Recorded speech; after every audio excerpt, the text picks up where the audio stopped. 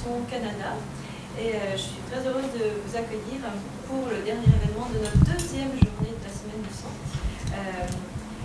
Et cet après-midi, donc, nous allons accueillir Rachel pour poursuivre justement ce questionnement des appareils auditifs, comment ils peuvent justement venir nous aider dans notre vie quotidienne et voire même détecter des maladies. Je tiens à remercier aussi le Cœur Mythe de nous accueillir parce que cet après-midi est entièrement élaboré en collaboration avec le centre de recherche, entièrement orienté sur les addictions justement cognitives que nous allons découvrir. Alors je vais inviter Rachel à nous rejoindre. Je vais présenter Rachel Oserhol qui va faire cette présentation aujourd'hui. Rachel est professeure agrégée au département de génie électrique de l'école de technologie supérieure. Elle est directrice du laboratoire de recherche sur l'audition, la santé et les appareils fonctionnels. Elle a obtenu une licence et une maîtrise en génie électrique à la Michigan State University. Passionnée par l'audio et le traitement du signal, elle a terminé son doctorat à l'ETS en 2016 en se concentrant sur le traitement du signal, de la parole et l'amélioration de la communication pour les technologies intra-orales. Pendant son postdoc, elle s'est intéressée à l'exploration d'autres signaux captés à l'intérieur de l'oreille, ce qui a jeté les bases de ses projets actuels et futurs. Ses travaux sur l'amélioration de la parole à l'intérieur de l'oreille ont fait l'objet d'un brevet aux États-Unis et ont reçu plusieurs prix, notamment le prix de l'invention la plus prometteuse de l'ETS et le prix de la commercialisation du Paris CNRC MITAT en 2018, ainsi que le prix de l'invention de l'année de Québec Sciences en 2019. Elle a obtenu plusieurs subventions, notamment du Conseil de recherche en sciences naturelles et en génie du Canada, de Société inclusive. Elle est titulaire d'une chaire de recherche sur le suivi multimodal de la santé et la détection précoce des maladies. Elle est également directrice associée de la recherche scientifique et technologique du Centre de recherche interdisciplinaire en musique, médias et technologie de Cœur. Merci, je laisse la place à Rachel. Merci beaucoup. En fait, je vais voir, est-ce que vous préférez que la présentation soit en français ou en anglais, vu qu'on n'est pas beaucoup de monde? S'il y a une préférence, moi, ça ne me dérange pas du tout. Anglais? C'est pour moi, mais... Anglais? Français? Anglais. Les deux sont corrects. Le français, c'est... Français?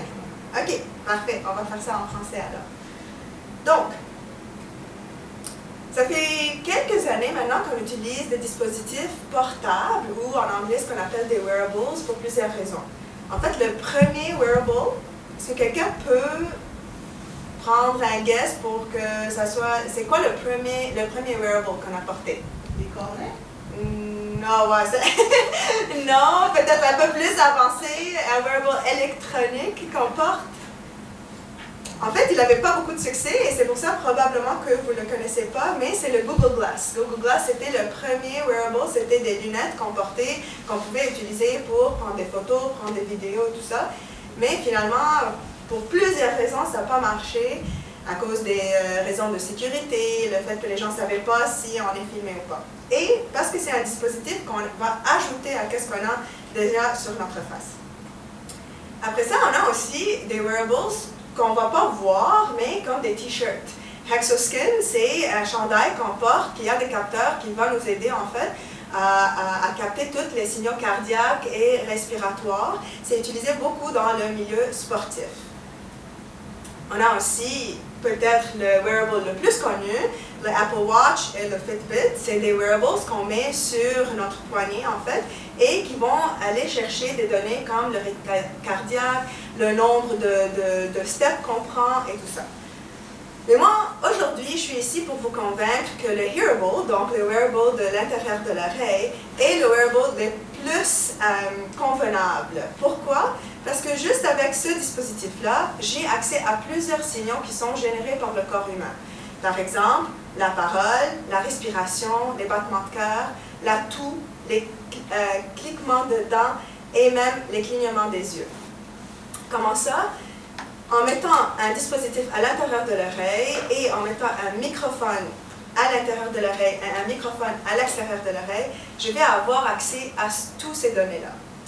C'est grâce à un effet qu'on appelle l'effet d'occlusion. C'est quoi l'effet d'occlusion? Ben moi, quand je parle maintenant, j'ai rien dans mes oreilles. toutes les vibrations qui sont en fait propagées dans mon corps à cause du fait que je parle vont dissiper de mon canal auditif. Par contre, si je viens bloquer mon canal auditif avec un dispositif intra-auriculaire, par exemple, ces signaux en basse fréquence vont être amplifiés. Et c'est comme ça qu'on va avoir accès à toutes ces données-là qui sont générées par le corps humain. Donc là, je vais voler le punch et vous dire, nous, qu'est-ce qui nous intéresse? C'est de faire de la détection précoce de certaines maladies avec ces dispositifs-là. Donc, on va utiliser le mot dispositif pour hearable. Donc, hearable en anglais, dispositif en français. Comment je vais faire du détection précoce de ces maladies-là, de certaines maladies, en fait, avec les dispositifs? C'est parce que tous ces signaux-là sont reliés, en fait, ou vont changer avec certaines maladies neurodégénératives. Par exemple, pour la maladie de Parkinson's, on a des changements dans la déglutition. Donc, on va avoir des patrons qui ne sont pas nécessairement normaux entre la déglutition et la respiration. On va avoir des changements dans notre respiration. Ça veut dire qu'on va commencer à réduire notre inspiration et avoir ce qu'on appelle du shallow breathing. Ça veut dire que je vais prendre une inspiration très courte, mais je vais garder mon expiration plus longue. Et aussi, on va avoir des changements sur la parole, l'articulation, comment on parle. Pour la maladie d'Alzheimer, on va avoir des changements aussi sur la parole, mais par contre, maintenant, c'est plutôt lexique. Ça veut dire que c'est qu'est-ce qu'on dit et non pas comment on le dit. Donc, on va venir réduire fortement notre vocabulaire, on va répéter les mêmes thèmes de plus en plus. On va aussi regarder la respiration et les battements de cœur et les yeux pour voir est-ce que c'est possible que ces personnes-là vont avoir plus de stress dans certaines conditions. Par exemple, on sait que les personnes qui ont la maladie d'Alzheimer, même s'ils ont un audiogramme qui est complètement normal, ça veut dire que leur audition est parfaite, ils vont avoir la difficulté de comprendre la parole dans le bruit.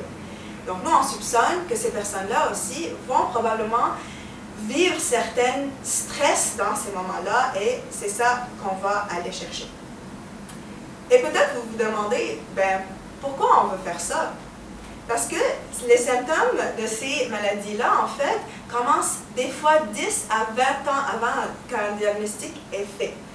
Mais comment ça? C'est parce que souvent, on regarde la personne et on la compare à la population.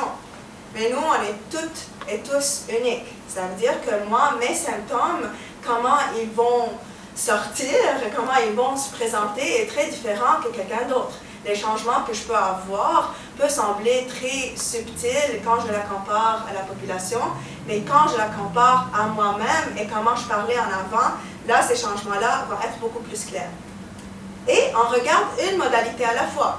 On va aller voir notre orthophoniste si on a des changements dans la déglutition. On va aller voir l'orthophoniste encore pour des changements dans la parole, dans le rythme cardiaque ou la respiration ou le clignement des yeux. Mais tous ces signaux-là, en fait, vont indiquer quelque chose. Donc, si on peut commencer à regarder plusieurs modalités à la fois, nous, on est convaincus qu'on va pouvoir avoir cette détection précoce de ces maladies-là. Donc, imaginez un dispositif que vous portez depuis que vous n'avez aucune maladie.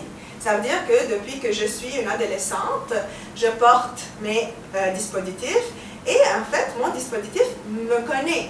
Il a un profil de comment je parle, comment je respire, comment je déglute. Et là, quand je vais avoir des anomalies qui vont sortir à cause d'une maladie qui a commencé, je vais pouvoir les détecter beaucoup plus rapidement si je regarde ma propre personne et mon propre profil. Donc, c'est ça la recherche qu'on fait dans ma chaire de recherche qui est le RadLab. Je vais vous présenter certaines de nos projets qu'on fait et certaines où on a des résultats. Comme j'ai dit tantôt, on est intéressé à regarder la respiration de la personne. Pour la maladie de Parkinson, on a plusieurs choses qu'on regarde. La durée, est-ce que c'est une inspiration, est-ce que c'est une expiration. Donc, ce que je vais présenter, c'est une classification du chemin et de la phase de la respiration. Qu'est-ce que je veux dire par chemin? Ça veut dire, est-ce que la personne est en train de respirer avec son nez ou sa bouche? Et est-ce qu'elle prend une inspiration ou une expiration? Parce que ces deux choses-là, en fait, nous intéressent. On a utilisé la base de données qui était déjà collectée il y a un bout, qui contenait en fait ce type de respiration-là.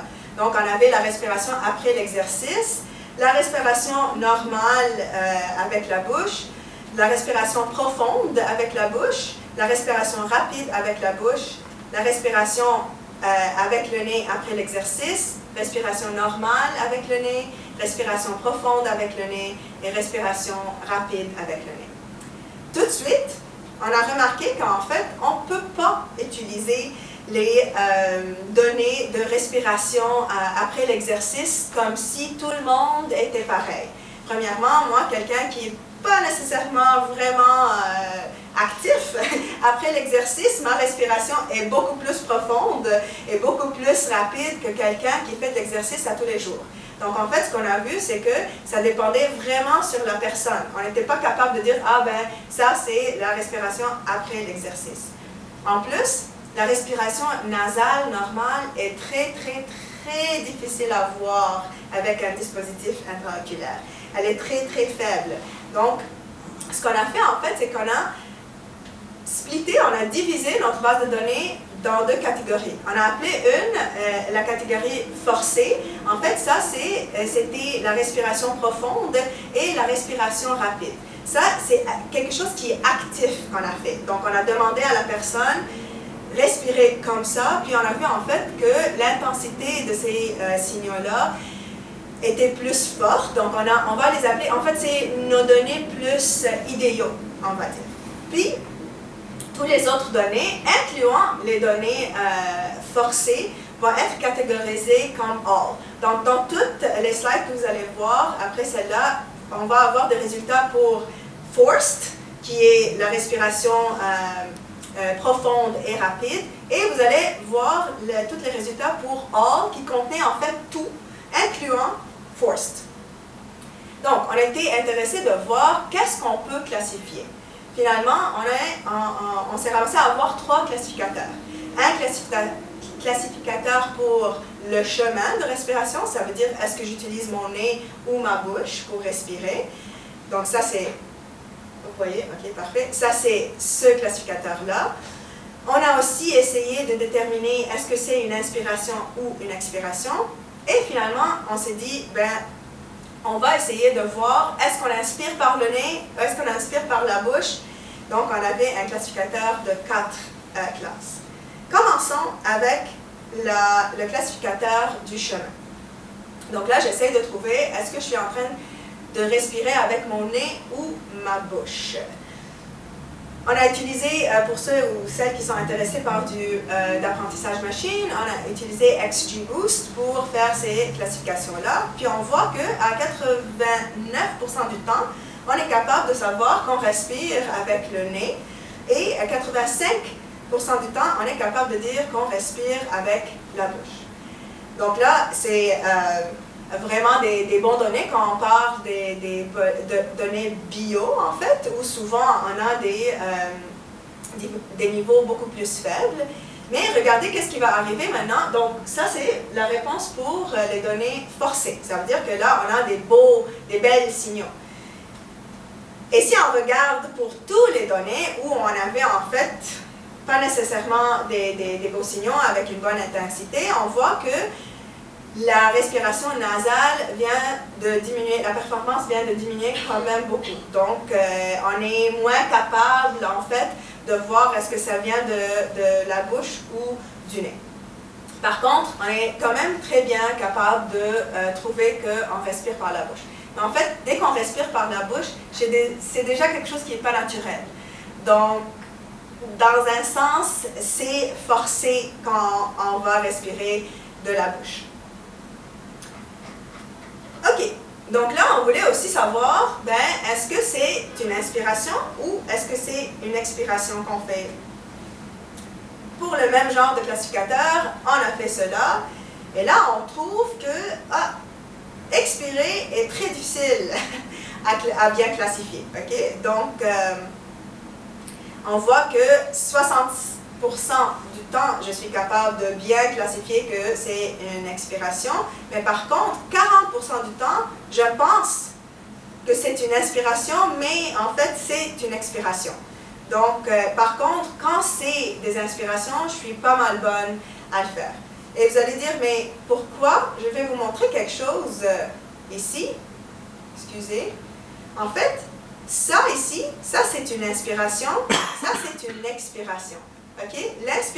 L'expiration est comme dans l'inspiration. C'est presque le même signal. La seule chose qui est différente, en fait, c'est qu'on a un rolling edge, en fait, dans les hautes fréquences pour l'expiration. Donc, souvent, en fait, on n'est pas capable de classifier l'expiration parce qu'elle fait partie d'une inspiration et c'est pour ça qu'on est souvent en train de la mélanger avec une inspiration. Et bien sûr, quand on a inclus tous les autres signaux, donc là, quand on regarde tous les signaux, là, ça diminue encore plus. Et ce qu'on voit, en fait, que pour l'expiration, c'est la chance. Parce que c'était un classificateur binaire, ça veut dire que j'ai deux choix, puis 49% du temps, je l'ai eu. Donc, c'est pire que la chance, en fait. Donc là, c'était pas nécessairement bon. Donc, on s'est dit, attends, on a un classificateur qui est très bon à savoir est-ce que j'inspire de ma bouche ou de mon nez. Ben, est-ce que je peux mélanger ces deux-là? Donc, on a d'abord essayé de faire on a concatenate, ça veut dire qu'on a pris le premier classificateur, puis on a mis l'autre juste après. Mais on a vu en fait que ça c'est pas bon parce qu'on était en train de propager l'erreur en fait. Donc, ce qu'on a fait, c'est de dire, mais non, en fait, je vais entraîner mon classificateur sur 4 classes. Un qui est l'inspiration nasale, l'inspiration buccale, l'expiration nasale, l'expiration buccale. Et là, on commence à voir des meilleurs résultats. Donc, on voit en fait, donc là, on est à 4 classes, ce qui est important pour ceux et celles qui ne sont pas familiers avec les Confusion Matrix, ce que vous voyez en fait ici, c'est que ce qu'on veut, c'est d'avoir des couleurs très très foncées dans le diagonale. Parce que ça veut dire que, en fait, j'ai bien classifié mon signal. Et dès qu'on voit quelque chose qui n'est pas dans le diagonale, ça veut dire que j'ai fait une erreur. Okay? Donc là, ici, qu'est-ce que ça veut dire? C'était qu'en fait, c'était de l'expiration buccale, mais moi, j'ai pensé que c'était une inspiration buccale. Okay? Donc, c'est toujours, en fait, on a toujours de la misère avec les expirations parce qu'ils font partie, en fait, de l'inspiration. Mais quand même, là, c'est plus de la chance. Right? Parce que 58%, en fait, dans un classificateur de 4 classes, est quand même beaucoup mieux que 49% d'un classificateur de 2 classes. Okay? Donc, on était quand même contents et on voit le même trend, c'est que dès qu'on vient inclure tous les autres signaux, on voit que la performance a diminué. Donc, avoir ce genre de classificateur qui peut me dire est-ce que je prends une inspiration ou une expiration de quel organe est très important pour nous, en particulier pour nos patients qui ont la maladie de Parkinson. On a dit aussi qu'on aimerait voir est-ce que nos patients qui ont la maladie de Alzheimer, est-ce qu'eux, ils ont un peu plus de stress dans certaines situations. Donc, une autre chose sur laquelle on travaille, c'est la classification du stress. Donc, de l'intérieur de l'oreille, j'ai accès au battement cardiaque de la personne. Ce que vous voyez en rouge, en fait, c'est le ECG. C'est un signal capté par un ECG. Et ce que vous voyez en noir, c'est le signal cardiaque capté par un microphone à l'intérieur de l'oreille. Pour mieux voir, on va regarder le spectrogramme, ça veut dire je regarde l'amplitude, la fréquence et le temps du signal sur le x-axis, excusez, c'est le temps, sur le y-axis c'est la fréquence, puis ce que vous voyez ici en fait, les petits trucs noirs, c'est les battements de cœur, ok, on les voit ici. Et comme j'ai dit tantôt, ça c'est notre inspiration, ça c'est notre expiration.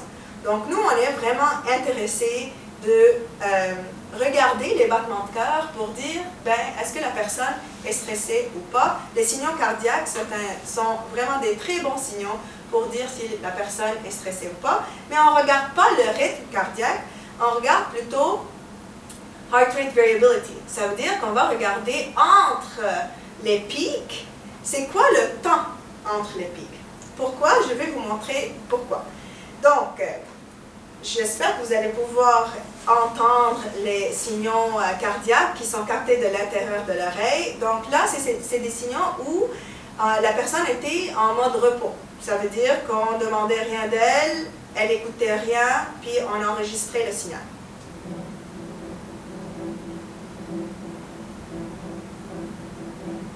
Donc c'est clair qu'on a modifié un peu le signal parce que sinon c'est trop basse fréquence et nous on ne va pas pouvoir l'apercevoir du tout. On a mis un filtre pour que ça soit audible pour nous. Mais comme vous voyez, je suis très capable en fait d'entendre ces battements-là. Et ce qu'on voit en fait, ça c'est le ECG, ça c'est le signal ECG, ça c'est le rythme cardiaque qui est quand même pas si élevé que ça, il est normal. Et ça, c'est la heart rate variability. Je ne suis pas sûre comment on dit ça en français, désolé. Mais la heart rate variability, elle est quand même élevée. Ça veut dire qu'entre mes pics, j'ai quand même des grosses différences. Vous voyez ici, par exemple, ce temps-là est très différent que ce temps-là. Right? Donc, en fait, il y a des différences de temps entre les pics. Par contre, quand on est en mode stress, ce qui va arriver, c'est que mon rythme cardiaque va monter, mais mon heart rate variability va descendre. Et c'est ça qu'on va utiliser plutôt pour décider si la personne est stressée ou pas. Donc, maintenant, ce que vous allez entendre, c'est les battements cardiaques de la personne qui est en mode stress. Et quand ils étaient en stress, c'était des signaux acoustiques pas agréables. Ils écoutaient des signaux vraiment dérangeants. Donc, si vous êtes sensible, c'est votre temps de bouger vos oreilles.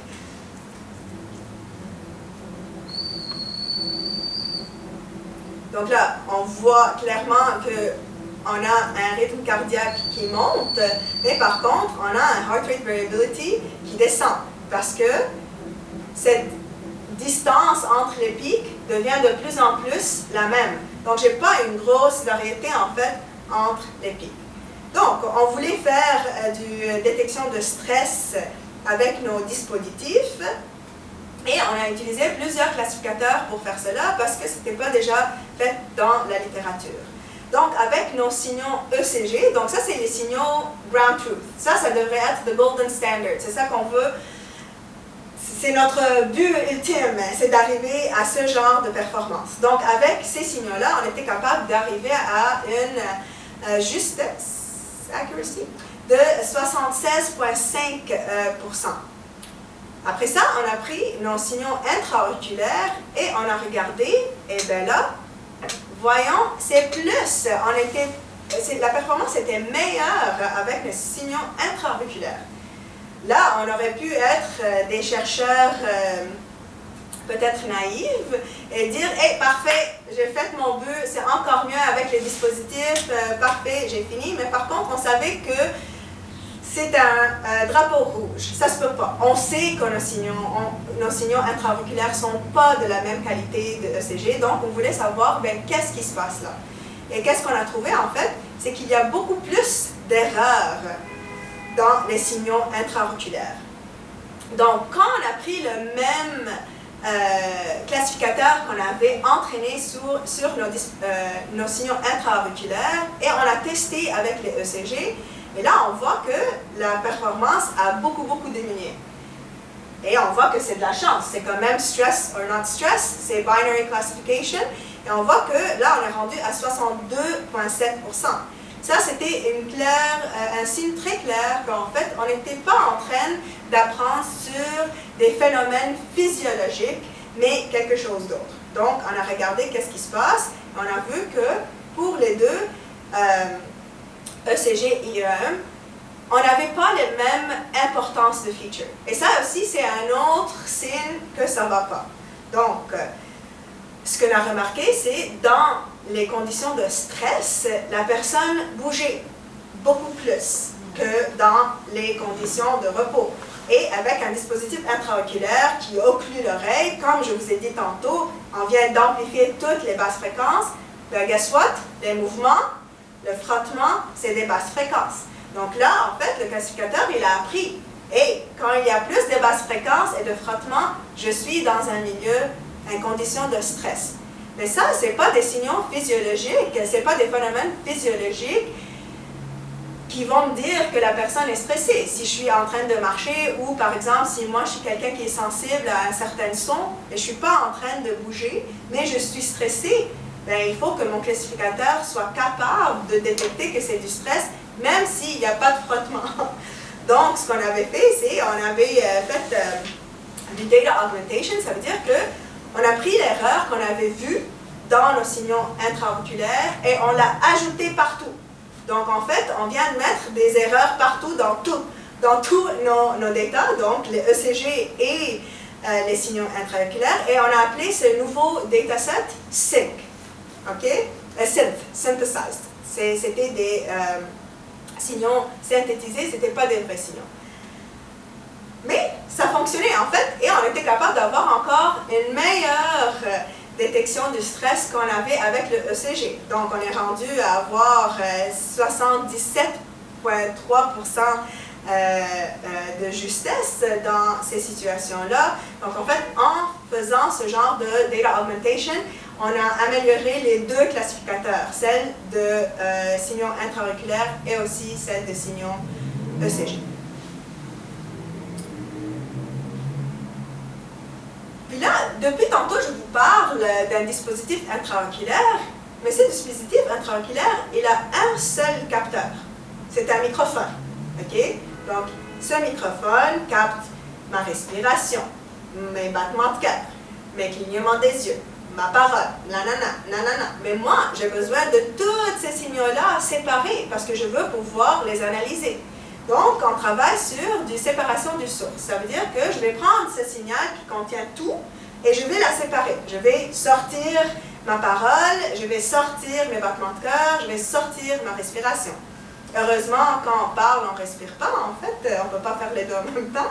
La parole, en fait, c'est dans un sens une expiration parce qu'on utilise l'air qui sort pour changer comment ça sonne. Mais si on respire, on a quand même accès à nos signaux cardiaques et tout ça. Et on ne voulait pas juste faire la détection, parce qu'on peut utiliser du machine learning pour faire des détections et trouver c'est où ces signaux-là. Mais nous, on voulait avoir les signaux propres. Donc, on voulait les signaux séparés pour pouvoir faire des analyses après. Donc, on utilise du Non-Negative Matrix Factorization, qui est en fait utilisé beaucoup en musique. Donc, on a appris quelque chose qui est utilisé en séparation de sources de musique, donc drums versus guitar versus violin, et on fait pour des signaux cardiaques. Donc, on est au début de tout ça, mais je vous montre juste un petit exemple de qu'est-ce qu'on peut faire. Donc là, ça c'est une inspiration, ça c'est de l'apnée. Donc, on a demandé à la personne de faire... Donc, comme vous voyez ici, ça c'est l'inspiration, apnée. Donc, ça c'est mes battements de cœur, en dessous ici. Puis en fait, c'est pas juste des battements de cœur, mais on entend aussi tout le son qui circule dans notre corps et tout ça. Et après ça, on fait le release de... OK? Donc là, moi, je veux séparer ma respiration de mes battements de cœur. Donc, ça, c'est la première source qui est juste la respiration. Et la deuxième source qui est les battements de cœur. Est-ce que vous pensez que c'est des bons résultats ou non? Là, je rentre dans ma... je suis prof quand même, hein, pédagogique. Qui écoute? Donc, est-ce que vous pensez que c'est des bons résultats ou pas? J'espère fortement que je vous montre des bons résultats. Mais non, je ne vous montre pas des bons résultats. C'est des résultats quand même moyennes. Pourquoi? Parce que si vous regardez ici, en fait, c'est pas une bonne séparation. Si c'était une bonne séparation, j'aurais gardé quand même mes battements de cœur ici, mais je les ai enlevés. Donc, en fait, je n'ai pas bien séparé. Oui, j'ai séparé dans un sens, je suis capable de les séparer, mais par contre, si c'était du bon résultat, j'aurais quand même gardé mes battements de cœur ici. Donc, on a plein d'algorithmes, mais là, il faut les appliquer sur des signaux qu'on n'a pas. Donc, on va faire de collecte de données, en fait, pour pouvoir accéder à des signaux qui sont, on va dire, pathologiques. Ça veut dire pas des signaux qui viennent de toute mon équipe d'étudiants et étudiantes en maîtrise et doctorat. On va aller vers les vraies populations qui nous concernent. Donc, avec mon étudiante qui veut absolument pas que je la pointe en arrière, Myriam, on fait la collecte de données en partenariat avec l'Institut de recherche en santé mentale Douglas et Dartmouth University aux États-Unis, où en fait on va travailler avec les gens qui ont la maladie d'Alzheimer et du mild cognitive impairment, ça veut dire qu'ils ne sont pas complètement rendus à l'Alzheimer. Et on va faire des tests d'audition centrale. Ça veut dire qu'ils vont écouter la parole dans le bruit, dans une oreille, l'autre oreille, plusieurs signaux. Ils vont décrire, par exemple, des images qu'ils vont voir. Et nous, on va capter tous ces signaux-là avec plusieurs capteurs, des dispositifs, évidemment. On va mettre aussi un capteur qui est sur le poignet pour avoir du ground truth. Et aussi, on va utiliser un pupilomètre pour regarder, en fait, est-ce que leur pupille est en train de dilater ou est-ce qu'ils regardent partout et tout ça, pour aller vers le multimodal, toujours, pour voir est-ce que si on regarde plusieurs modalités à la fois, est-ce qu'on est capable d'avoir une meilleure réponse. Et pour les gens qui ont la maladie de Parkinson, on fait la même chose, mais en partenariat avec l'Université de Montréal, Parkinson's Québec et la Société inclusive. Mais par contre, ici, on va sortir du laboratoire. Donc là, nos patients, ils vont porter le dispositif eux-mêmes, chez eux, dans leur maison. Ils vont manger, parler, respirer, faire tout ce qu'ils veulent. Et nous, on récolte après 5 jours, 8 heures, par jour d'enregistrement, et mes pauvres stagiaires vont écouter tout ça et segmenter tout à la main pour en fait entendre tout et pour pouvoir les remettre dans toutes les algos que je viens de vous montrer. Donc espérons avec tout ce travail-là, on va pouvoir voir est-ce que les dispositifs peuvent être utilisés pour faire la détection précoce de certaines maladies. Et moi, je ne pourrais pas faire ce travail sans mon équipe géniale d'étudiants, étudiantes et professionnels de recherche qui travaillent vraiment fort pour faire cela. Je vous remercie et je les remercie beaucoup.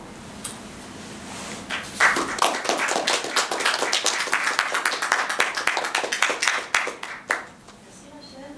Est-ce que vous avez des questions? Merci aussi. Je me demande que quand vous faisiez référence à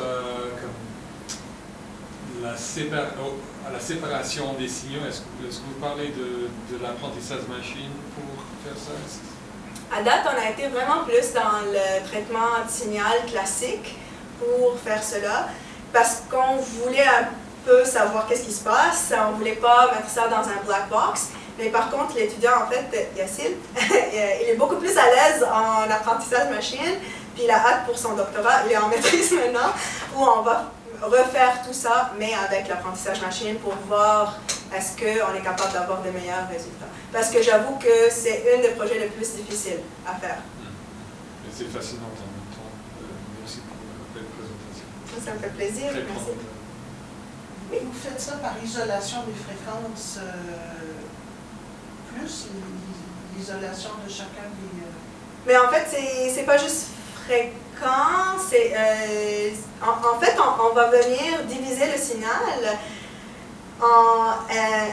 et ça va devenir un matrix d'activation. Donc, c'est où que ça arrive, ces choses-là, et un matrix de fréquence qui est comme, dans quelle fréquence ça arrive, ces événements-là. C'est beaucoup plus facile de le faire avec la musique parce que souvent, ces signaux-là ne sont pas corrélés. Donc, le drummer, c'est un drum, il a ses propres caractéristiques. Par contre, quand on parle des signaux physiologiques, la respiration et les battements de cœur sont reliés. Je peux faire en sorte, en fait, que j'augmente ma respiration, j'augmente mes battements de cœur en changeant ma respiration et tout ça. Donc, ça ne fonctionne pas très bien avec des signaux qui sont codépendants. Et c'est ça qu'on réalise, que en fait, la théorie est vraie. Ça ne fonctionne pas quand ils sont reliés. On a pensé que non, on va pouvoir le faire, mais on le fait, mais c'est pas assez bon. Pour moi, c'est pas assez bon pour faire de la diagnostic avec. C'est ça, en fait. Le signal qui sort après, elle n'est pas assez bonne pour faire du traitement là-dessus.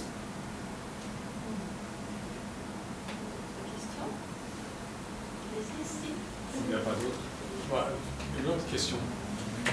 Je sais peut-être aussi prématuré d'en penser actuellement, mais dans l'usage de ce genre de technologie, est-ce que vous avez peut-être, comment dire, prévu que, par exemple, ça pourrait être utilisé pour, comme, bien sûr, des raisons pour aider aux gens, mais aussi, par exemple, par les compagnies d'assurance pour comme effacer des gens de leur c'est tout ça. Est-ce qu'il y a une façon de protéger la société contre le mauvais usage? Oui, très, très bonne question en fait. Il y a plusieurs questions éthiques qui sortent avec tout ce travail-là. Premièrement, on écoute tout. On vous écoute tout le temps. Puis, je n'ai pas la réponse pour tout. Mais par contre, ce qu'on essaye de faire, c'est de suivre la déclaration of Responsible AI qui est faite à Montréal en fait. Donc, une des choses qu'on fait beaucoup, c'est de consulter les gens avec qui on travaille. Donc, nous, avec Société Inclusive, en fait, c'est ça qu'on a fait. On a été avec nos patients qui ont la maladie de Parkinson, puis on leur a demandé, est-ce que ça vous met mal à l'aise quand on vous écoute? Qu'est-ce que vous pensez à ça? Est-ce que le fait qu'on ne vous donne pas un cure, moi je ne suis pas là à vous donner, juste parce que j'ai la détection précoce, ça ne veut pas dire que je vous offre un cure, je ne sais pas comment on dit, cure? Un remède, exactement. Je ne vous donne pas un remède pour ça. Est-ce que vous voulez quand même savoir, parce que ça c'était aussi une autre question éthique, est-ce qu'on devrait leur dire? Et honnêtement, c'était vraiment, vraiment drôle parce que moi, quand j'allais aborder ces sujets-là, j'avais un peu peur parce que s'ils me disent non, moi je veux pas que vous m'écoutez, tout ça, it's done, it's over, my work is over.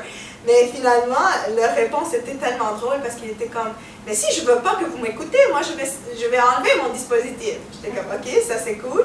Puis l'autre personne était comme, mais moi j'ai Google Home à la maison, donc il m'écoute depuis longtemps. Et j'étais comme, ok, parfait. Donc en fait, nous on est beaucoup plus souciants que eux. L'autre affaire aussi, c'est qu'ils veulent savoir. Donc, une des choses qui a sorti beaucoup, c'était, comme on a dit tantôt, les symptômes commencent 10 à 20 ans avant qu'un diagnostic est fait. Donc, souvent, ces gens-là sont en train de ne pas savoir qu'est-ce qui se passe avec eux, en fait. Et ils ont des changements dans la respiration, mais ils n'ont pas de réponse. Donc, comme moi, si j'aurais pu savoir 10 ans en avance, quand j'ai commencé mes symptômes, que c'était du Parkinson, j'aurais pu faire la paix avec ça plus rapide que maintenant. Donc, mais pour les trucs d'assurance et tout, moi j'espère que ça reste quand même un truc personnel. Moi, je ne te fais pas ça pour donner à un médecin. C'est ton choix. Si toi, tu veux donner ces données-là à ton médecin, c'est ton choix. Donc, la difficulté ici, c'est que I do open science. Donc, nous, on met tout c'est difficile parce que si tu le gardes, tu n'es aussi pas éthique.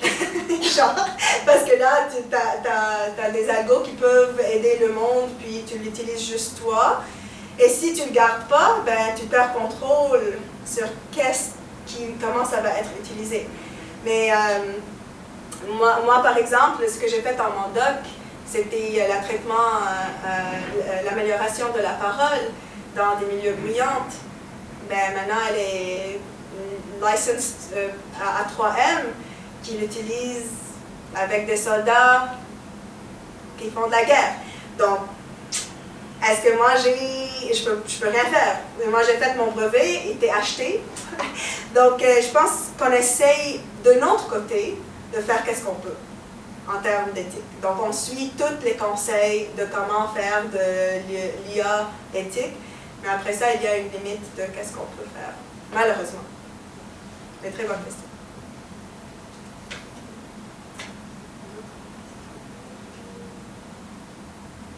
Merci. Ça fait plaisir.